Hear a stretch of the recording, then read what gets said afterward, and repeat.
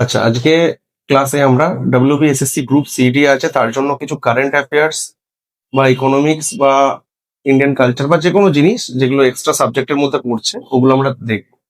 তো প্রথমে recent appointments গুলো নিয়ে আলোচনা করছি। তো প্রথমে দেখছি ইসরো এর বর্তমান চেয়ারম্যান কে, ডক্টর ভি নারায়ণন হলেন ইসরোর চেয়ারম্যান।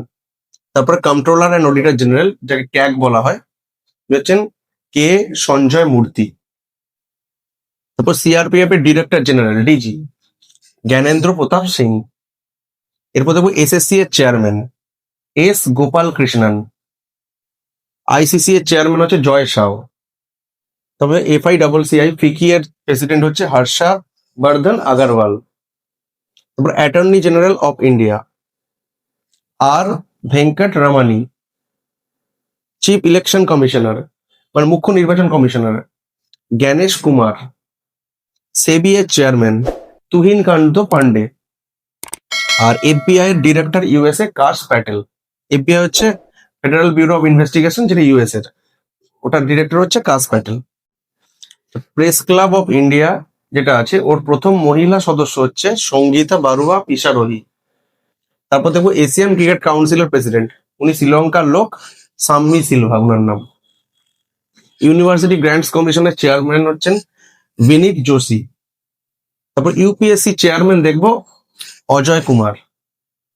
তারপর দেখবো পাবলিক অ্যাকাউন্টস কমিটি, ওনার ওই জায়গাটা চেয়ারপারসন, যেটা হচ্ছে বিরোধী দলনেতা কেউ বসে, কেসি বেণুগোপাল। তারপর আইএমএফ এর এক্সিকিউটিভ ডিরেক্টর হচ্ছেন Urjit Patel, international monetary fund. Asian development ব্যাংকের এক্সিকিউটিভ ডিরেক্টর হচ্ছে এল সত্য শ্রীনিবাস। তারপর দেখবো চিফ অফ র প্রয়াগ জৈন।